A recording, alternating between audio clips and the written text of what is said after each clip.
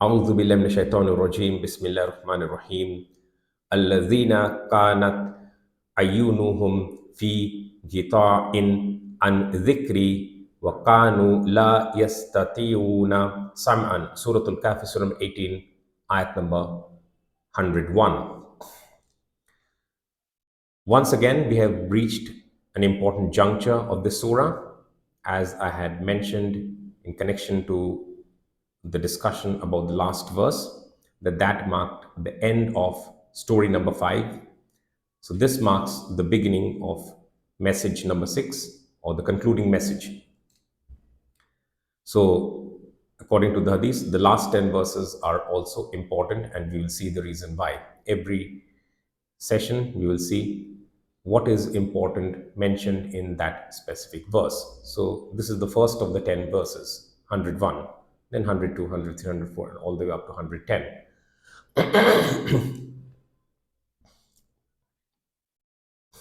Alladhina, those, kanat. Okay, so it is from kana, which means was. So kanat is the feminine form, and there is, what should I say? The subject is outside of it. Ayyunuhum, so which is the plural of eyes, plural of eyes, their eyes, their eyes. Gita'in, gita'in is a noun. Their eyes were, because the subject is plural, so we will translate kanat not as was but were. Fi gitan, as if in a blindfold. So that is the way to translate it, as if in a blindfold. Why do we say as if? Because otherwise we will find it difficult to translate as a verb. I mean, as an ism, noun. So their eyes were blinded. If you were to translate something like that, then that is a verb, which is not the case over here. So those, their eyes were as if in a blindfold, an dhikri, away from my remembrance, away from my remembrance, dhikri, wakanu. So there are two parts of the sentence. And again, kanu is the plural of was, so we will translate it as where. But what does it say? Coming next is la, is no. Yes, tatiuna. This word had occurred several times in the surah previously. This word means the words derived from the same verbal root as this word. 4 times in the story of Khidr al-Islam, Musa al-Islam, and Joshua al-Islam, 4 times. And there were multiple variants in the spellings, and that was important. 4 or 5 times, I don't remember. And once in the story of the rich man and the poor man, I guess. Or maybe the message, either before or after it. And once again, it occurs over here. So, and this is in plural, so over there you will not be able to, or you were not able to, but here they were, because it's in plural. Yes, yastateuna. So, and they, wow is and they were not able to, because the basic meaning is to be able. So, and they were not able to. Sam'an, to hear. Sam'an is hearing or to hear, it's noun. So we'll have to translate it as a noun. And they were not even able to hear. I'll explain why I have added the word even, though the word even is not there and not necessitated.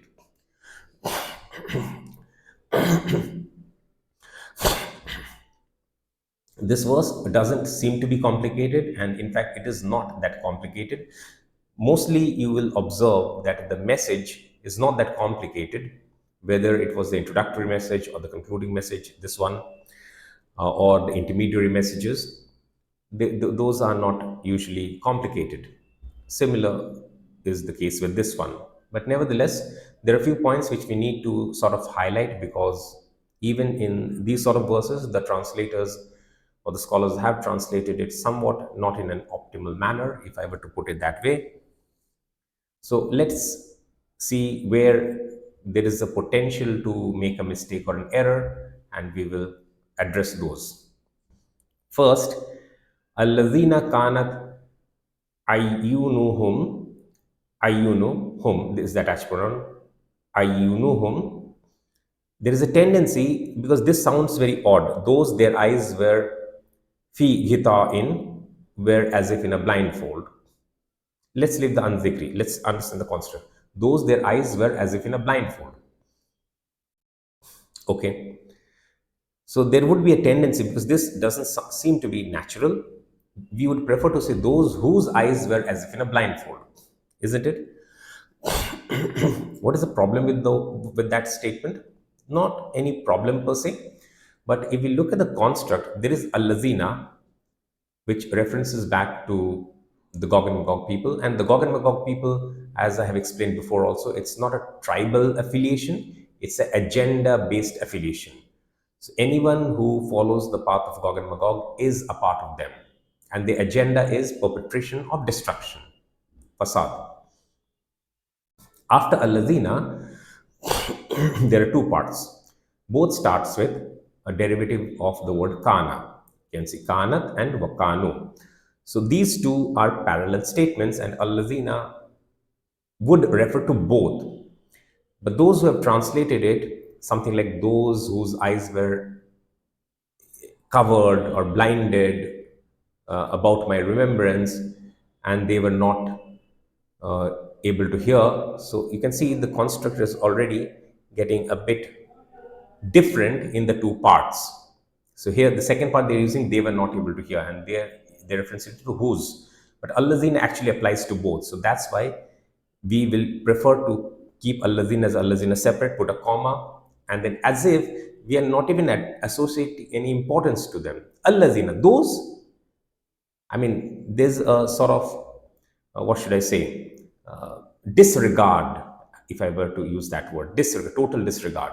Those, their eyes were as if in a blindfold, away from my remembrance, and they were not even able to hear, something like this. So when we read this English with this background in mind, it seems all right. But there's another point, at least one more point, which I need to explain it to you. Those, their eyes were as if in a blindfold, away from my remembrance, and they were not even able to hear. Those, their eyes were as if in a blindfold, away from my remembrance, and they were not even able to hear. The first point is, so those I have explained that part, and that references to the people of hellfire, specifically the Gog and Magog people. So that was the end, the logical conclusion. I had explained it yesterday, I mean, in connection to the last verse, that I'll also give the reference of Surah Araf and the Hadith statements from Bukhari. I don't think I mentioned the Hadith reference, but that's what it is. I mean, this is a very common Hadith. I guess it's also there in other books of Hadith, but it's definitely there in Bukhari.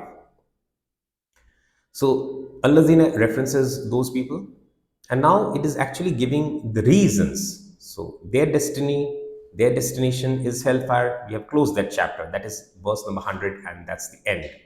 Verse number 100, if you remember, there was no direct relationship with the story. Verse number 99 sort of ended, but then we wanted to ensure that they reach their destination, and that's what we have done. We have closed that chapter. And now this message starts with the reasons why they ended up being in the hellfire.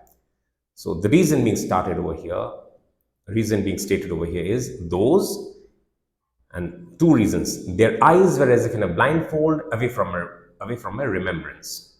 And the second reason, they were not even able to hear. So the eyesight and the hearing, these two faculties are being addressed, are mentioned.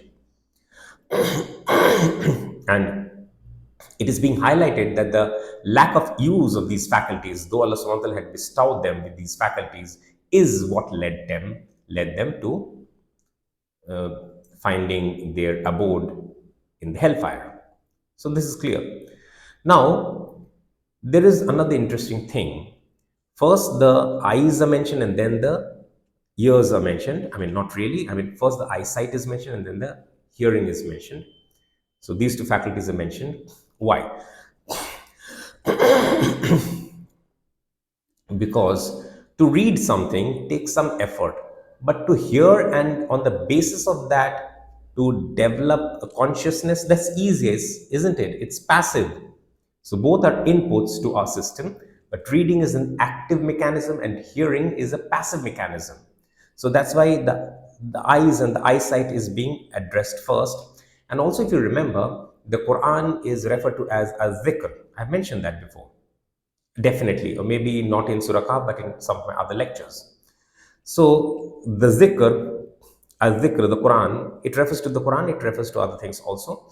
Here, it refers to primarily the Quran itself, my remembrance, or also about focusing on Allah subhanahu wa ta'ala, that's also there.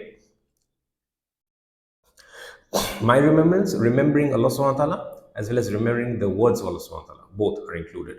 Primarily, I should say that it's primarily about being conscious about Allah subhanahu wa ta'ala, and secondarily about what He has sent to us for guidance, the Quran for us, and the previously revealed books in those ages.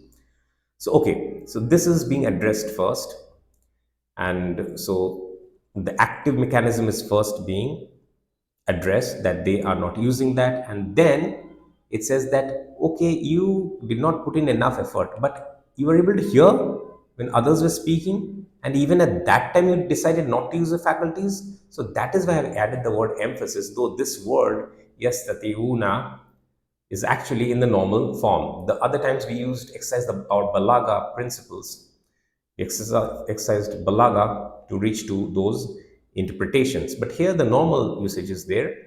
But because two reasons basically, the sequence of the eyesight and the ears, eyesight and hearing, that is one reason. Secondarily, not just the sequence, the first is relatively more difficult, the second is relatively more easy, and third, al-lazina is used to address both the groups. I mean, the same group, but they are not using either of the faculties, either of the two faculties.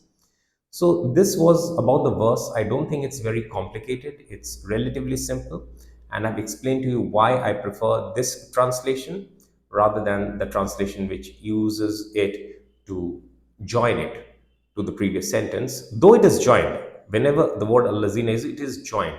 But the way we join it, whose, those, whose, so it is preferable not to do it that way, at least as far as this verse is concerned. I think that's it. We will read this verse once again, as we always do.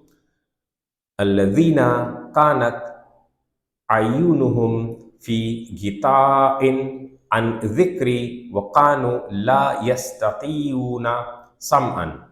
Those, their eyes were as if in a blindfold away from my remembrance, and they were not even able to hear.